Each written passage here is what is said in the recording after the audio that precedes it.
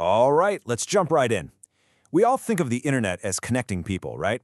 Information, emails, videos. But can it actually help sell something as physical as a tanker full of oil or a shipment of coal? Well, today we're going to look at Indonesia, which is a massive global energy exporter, and explore this really fascinating question of how the digital world surprisingly shapes its very, very physical trade in energy. So first off, who's buying all this energy? We're talking about major players: Japan, China, South Korea, India, Singapore. Now here's what's so interesting. These aren't just big economies. Many of them are some of the most plugged-in, technologically advanced nations in the world. And that simple fact right there is really the starting point for this whole story. And that leads us to the big question. It seems kind of obvious, doesn't it? In a world this connected, of course a country having better internet would make it easier to trade with them.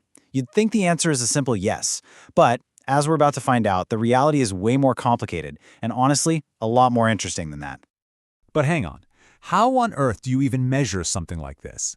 How do researchers figure out the internet's effect on a shipload of natural gas? Well, they start with a really classic tool from the world of economics, but they give it a serious 21st century upgrade. That tool is called the gravity model of trade. And yeah, it's pretty much what it sounds like. Think of it like the laws of physics, but for economics. Just like bigger planets pull harder, bigger economies tend to trade more. And just like gravity gets weaker the farther you are from a planet, trade tends to drop off the farther two countries are from each other. It's a really foundational idea for understanding how the world trades.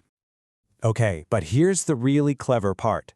The researchers here didn't just use that standard model, which is good for predicting the sheer volume of trade, how many tons of coal are being sold.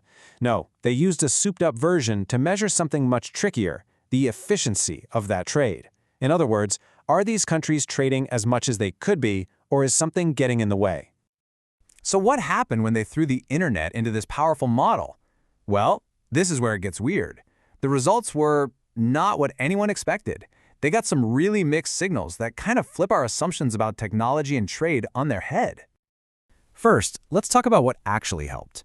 The study found that a country's fixed broadband infrastructure, basically the quality of its internet pipes, had a really positive and significant effect. Better data flow meant more energy exports from Indonesia. And this one makes sense, right? It helps with logistics, communication, all that good stuff. But then you get this, which is a total curveball. The researchers actually wrote, and I'm quoting here, improving internet security could decrease the energy trade. Wait, what? Better security makes trade worse? That sounds completely backward. Let's break down what's going on there. So here's the wild finding behind that quote.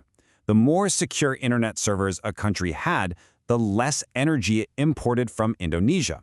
And the thinking here is that more digital security can often mean more regulations, more digital red tape, and stricter controls that just create friction and slow down the physical movement of goods. And if that wasn't strange enough, get this. Want to know what didn't make a difference at all? The number of regular people using the internet in that country. You'd think more users means a more vibrant economy, but nope. The study found it had no real effect on energy imports. It's not about the number of people online, it's about the systems they're using. All right, let's do a super quick recap because that was a lot. Good internet infrastructure, that helps trade. More internet security, surprisingly, it hurts it. And more people just browsing the web, doesn't really matter. It is a fascinatingly messy picture. Now, with all these mixed signals, you might be thinking the internet's overall effect is just a wash. A little good, a little bad, it all cancels out. But that's not what they found. When the researchers zoomed out, they discovered that factoring in the internet revealed this massive, hidden boost to how efficiently countries were trading. And let me be clear, this is really the mic drop moment of the study. Looking at trade without the internet gives you one picture, but the second you account for these digital factors, the whole landscape just shifts, and almost completely for the better. And here's what that looks like in numbers. After accounting for the internet, the model showed that Indonesia's export efficiency shot up by an average of 7% for advanced economies and 4% for emerging ones. So yeah, despite that weird friction from security, the net effect of being online is a big win. But sometimes, an average doesn't tell the whole story. For some countries, the jump in efficiency wasn't just big, it was absolutely staggering. We're talking about an increase of over 600% for one trading partner. And this table really shows you the incredible scale of that effect. That huge number, that was for the United Arab Emirates. But look at the others. Germany saw a gain of over 380%. South Africa over 230%.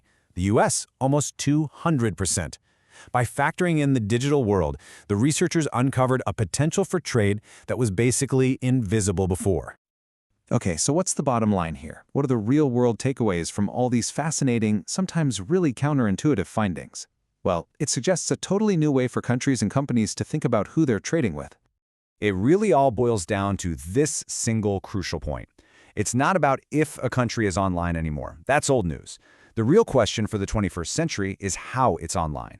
The quality of a nation's digital ecosystem, its pipes, its security, its rules, that's what actually moves the needle on trading real physical stuff. And this gives exporters like Indonesia a whole new playbook. First off, start analyzing a partner's digital infrastructure, not just their GDP. Second, you've got to understand their digital security rules, because that could be a hidden barrier to trade. And third, you can actually use a country's investment in tech as a signal for future energy demand, letting you get ahead of the curve. And all of this leaves us with one final big idea to chew on. As the digital and physical worlds get more tangled up every single day, have we finally reached the point where a country's digital policy is just as important to global commerce as its traditional trade policy?